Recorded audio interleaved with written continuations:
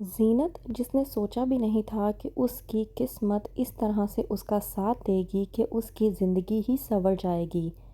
ڈرامے کے next episode میں آپ لوگ دیکھیں گے کہ کس طرح سے ستارہ جس نے زینت کو گھر سے باہر نکلوایا تھا یہ سوچ کر کہ وہ گھر پر راج کرے گی، وہی ستارہ گھر میں سب سے ذلیل و خوار ہوتی پھر رہی ہے اور جہانگیر کے ساتھ گھر سے بھاگنے کی فل آن پلاننگ بھی کر چکی ہے۔ وہیں پر زبیر جو کہ زینت کی نہ تو قدر کرتا تھا اور نہ ہی اس کے کسی چیز کا خیال رکھتا تھا، وہی زبیر اب زینت کے بارے میں سوچنے لگا ہے اور سوچتا ہے کہ جب وہ ہوتی تھی تو گھر کے تمام تر کام کس طرح سے ہو جاتے تھے،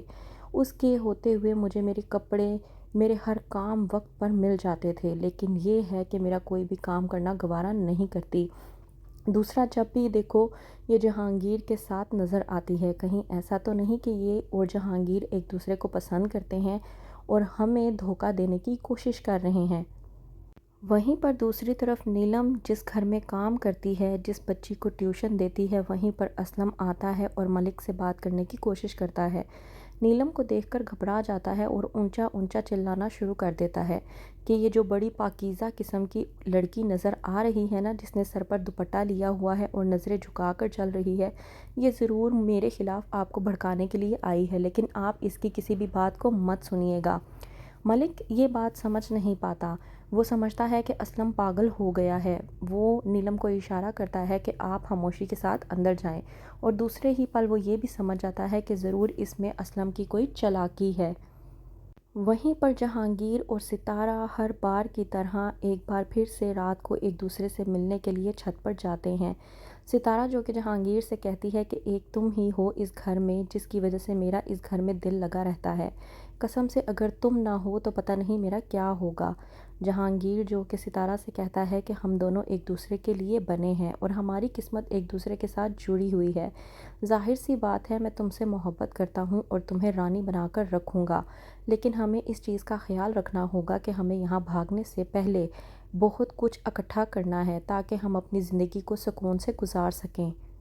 وہیں پر دوسری طرف صبا کی ڈاکٹر پوچھے بغیر رہ نہیں پاتی اور پوچھتی ہے زینت سے کہ وہ آخرکار اکیلی اپنی بیٹیوں کو کیوں سنبھال رہی ہے۔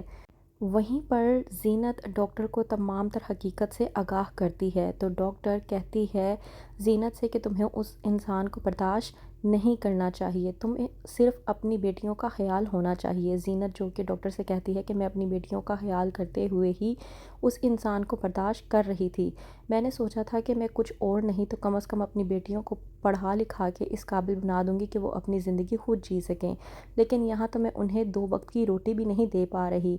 وہیں پر دوسری طرف نیلم سے بات کرتی ہے زینت اور کہتی ہے کہ تم جہاں پر کام کرنے جاتی ہو مجھے وہاں پر کام ہی دلوا دو، اگر مجھے ان کے گھر کا کام بھی کرنا پڑا تو مجھے کوئی دقت نہیں ہوگی، میں اپنی بیٹیوں کے لیے یہ سب کچھ کرنے کے لیے بھی تیار ہوں۔ لیکن اگلے ہی پل اسے ڈاکٹر کی طرف سے خوشخبری ملتی ہے، جب ڈاکٹر اس سے اس بات کے لیے خوشخبری سناتی ہے کہ وہ اپنے گھر کے لیے کک رکھنا چاہتی ہے، اگر وہ اس کام کے لیے راضی ہے تو کل سے وہ اس کے گھر میں کھانا بنا سکتی ہے۔ زینت اس کام کے لیے خوشی خوشی راضی ہو جاتی ہے، یہ سوچ کر کہ وہ اپنی بیٹیوں کا مستقبل اچھا کر سکے گی۔